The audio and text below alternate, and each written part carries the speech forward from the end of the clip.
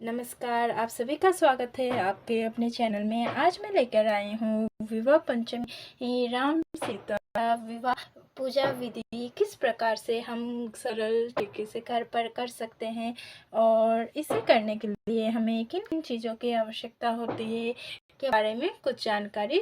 तो चलिए जाने इस वीडियो को अवश्य ही देखिए। हम इस वीडियो में जानेंगे किस तरह से हम पूजा कर सकते हैं बिल्कुल सरल तरीके से, और किस तरह से हम विवाह पंचमी को संपन्न कर सकते हैं के बारे में इस वीडियो में हम जानकारी लेकर आए हैं। इस वीडियो को एंड तक अवश्य ही देखिएगा। चलिए शुरू करें। सबसे पहले हमें एक फट्टा लेना है और फट्टे या पाटा के ऊपर हम पीला वस्त्र बिछाएंगे। आप पीला वस्त्र बिछाइए इस पर। ये देखिए, इस प्रकार से बिछाइए आप अच्छी तरीके से। आप पीला सिंपल या डिज़ाइनर कोई भी आप ले सकते हैं, उसको अच्छी तरह से बिछा दीजिए। हमने पीला वस्त्र बिछा लिया है। अब इसके ऊपर हम थोड़ा सा अक्षत का आसन देंगे। इस तरह से अक्षत थोड़ा सा बिछाकर आप इस प्रकार के फ़ोटो रख सकते हैं, या फिर आपके पास मूर्तियाँ है तो मूर्तियाँ भी रख सकते हैं।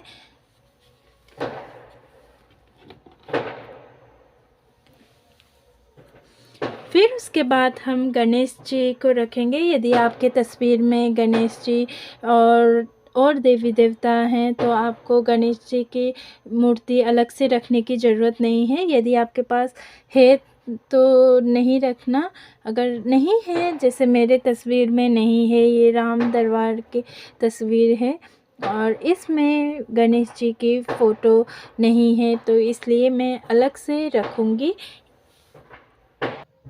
ये देखिए, इस तरह के मूर्ति हैं तो आप रख सकते हैं, या नहीं है तो आप सुपारी के रूप में भी गणेश जी को रख सकते हैं। गणेश जी को रखने से पहले आपको उनके लिए भी आसन बिछाना होगा। आप थोड़ा सा अक्षत लीजिए, फिर इसके ऊपर आप गणेश जी को विराजमान करा सकते हैं। इस प्रकार से देखिए, विराजमान कीजिए। इसके बाद जो है हम घी का दीपक प्रज्वलित करते हैं। सबसे पहले हम घी का दीपक रखने से पहले भी थोड़ा सा अक्षत का आसन लगाएंगे। फिर उसके बाद हम घी का दीपक जलाएंगे, क्योंकि घी का दीपक जलाना बहुत ही शुद्ध होता है, बहुत ही अच्छा होता है। और सबसे पहले कोई भी पूजा करते हैं उस समय हमें दीपक जलाना होता है। घी का दीपक जो है, या कोई भी दीपक जलाएं आप, सरसों के तेल या तिल का तेल या मूंगफली के तेल का दीपक जलाते हैं पूजा करने से पहले। जब हम ये सारा भगवान जी को विराजमान करते हैं तो उसके बाद हम दीपक प्रज्वलित करते हैं। सर्वप्रथम दीपक ही प्रज्वलित किया जाता है, इसलिए वातावरण जो है वो बहुत ही अच्छा होता है, बहुत ही शुद्ध होता है, इसलिए हम दीपक प्रज्वलित करते हैं। इसके बाद हम धूप भी जलाएंगे, धूप भी दिखाएंगे।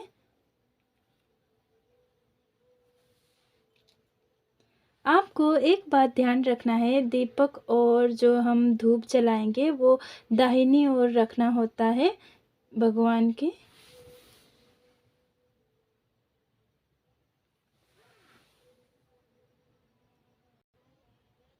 अब हमें क्या करना है, एक लोटा जल लेना है। जल में थोड़ा सा गंगा जल मिलाना है। गंगा जल मिलाने के बाद हमें भगवान जी को स्नान कराना है जल के छींटा देकर, और मन में भगवान जी को सोचते हुए, याद करते हुए जल का छींटा दीजिए। आपको जल का छींटा 4 बार आपको देना है। इस प्रकार से हम जल का छींटा देंगे।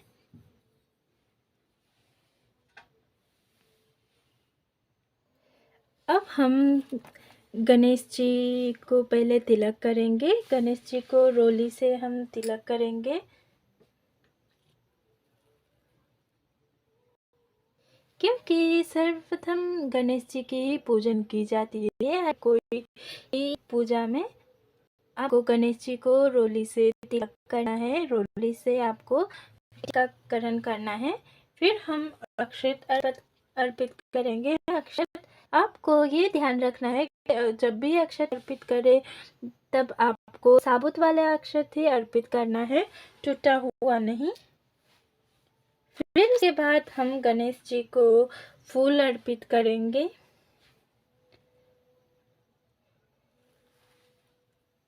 आपके पास दूब है तो आप दूब भी अर्पित कर सकते हैं। उसके बाद हम मौली अर्पित करेंगे। वस्त्र स्वरूप में हम मौली अर्पित करेंगे। आपके पास जनेऊ है तो आप जनेऊ भी अर्पित कर सकते हैं, नहीं है तो कोई बात नहीं, आप मौली ही अर्पित कर सकते हैं। आप जनेऊ पीला सफ़ेद अर्पित कर सकते हैं। ये मैंने हल्दी लगाकर आप कर सकते हैं, या फिर पीला भी मिले तो आप ज़रूर अर्पित कीजिए। अर्पित करना अच्छा होता है, जनेऊ अर्पित किया जाता है, इसलिए आप अर्पित कीजिए। फिर उसके बाद हम भगवान राम जी को और सीता जी को और लक्ष्मण जी को, हनुमान जी को, सबको यहाँ पर तस्वीर में जिन जिन भगवान हैं सभी को हम तिलक करेंगे। और सीता मैया को जो है हम कुमकुम रोली से ही तिलक करेंगे। बाकी भगवान को हम चंदन से, राम जी को चंदन से ही तिलक करेंगे। पहले हम राम जी को तिलक करेंगे।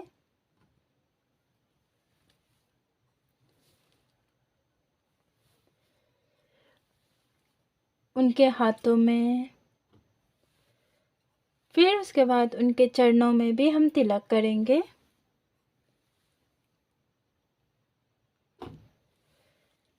इसके बाद हम लक्ष्मण जी को तिलक करेंगे।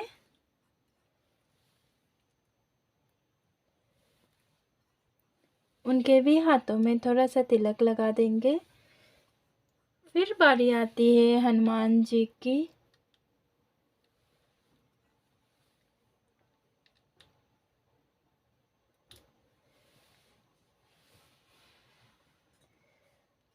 उसके बाद हम सीता जी को तिलक करेंगे।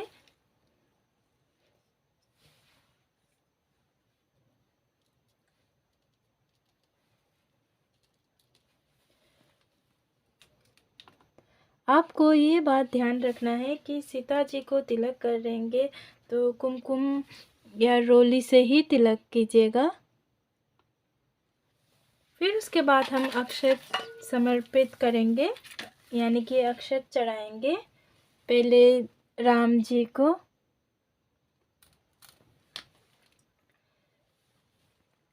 फिर सीता जी को,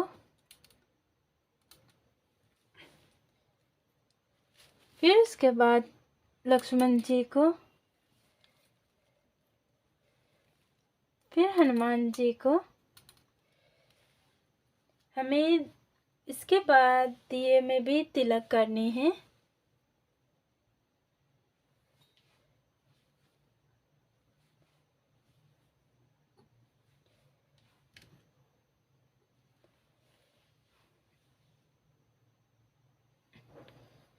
अब हम अक्षत चढ़ाएंगे।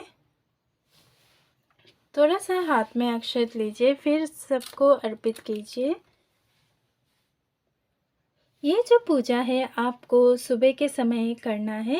स्नान करने के बाद आपको जब भी आपको टाइम मिले उस समय आपको करनी है। लेकिन ये बात ध्यान रखें कि सुबह के समय ही इस पूजा को किया जाता है। अब हम कलावा अर्पित करेंगे। वस्त्र स्वरूप कलावा हम चढ़ाएंगे।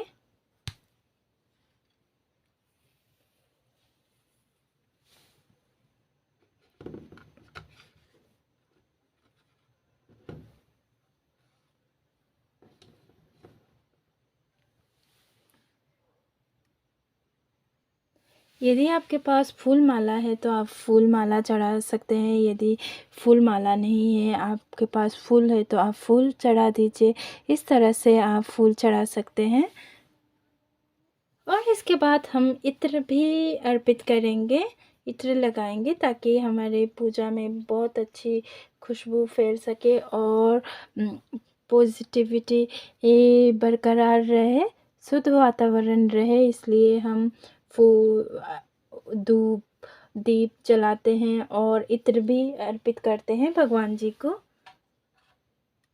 अब हम सीता माँ को हम सुहाग का सामान अर्पित करेंगे, लाल चुनरी और जो भी सामान आप अर्पित करना चाहते हैं आप अर्पित कर सकते हैं। फिर उसके बाद हम मौसमी फल अर्पित करेंगे। आप कोई भी फल हो आप अर्पित कर सकते हैं। ज़रूरी नहीं है कि हर किसी के पास हर जैसा फल मिले।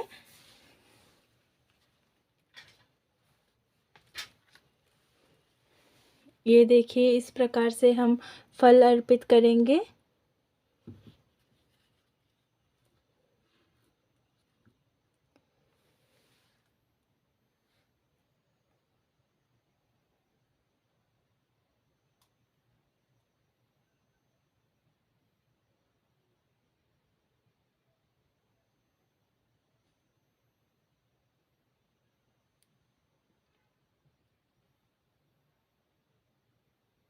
अब हम भोग में कुछ मीठा अर्पित करेंगे। आप कुछ भी जो भी आपने बनाया है वो अर्पित कर सकते हैं। हमने बतासे अर्पित किया है, फिर हमने काजू कतली अर्पित किया है। आप कुछ भी अर्पित कर सकते हैं, ऐसा नहीं है कि यही अर्पित करना है। उसके बाद हम 1 लोटा जल अर्पित करेंगे। भोग लगाने के बाद हमेशा जल का लोटा अर्पित कीजिए, रखिए।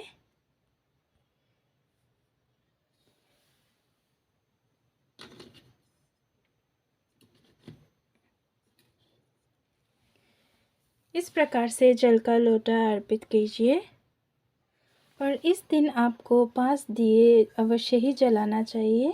आप इस तरह से दिए को रखिए।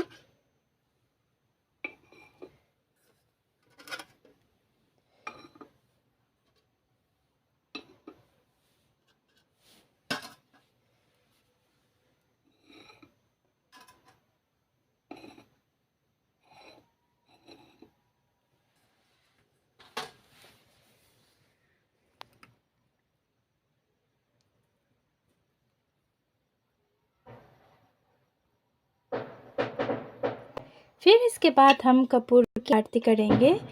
एक छोटा सा कपूर लेना है। आपको कपूर ज़्यादा नहीं जलाना है। इससे क्या होता है कि कपूर हम ज़्यादा जलाएंगे तो एकदम बड़ा आग पकड़ लेता है और घर पूरा काला हो जाता है। इसलिए छोटा सा ही आपको कपूर लेना है। ये देखिए, आरती कीजिए। पहले गणेश भगवान की कीजिए, फिर उसके बाद माता सीता और राम जी की कीजिए। श्री राम जी की आरती कीजिए।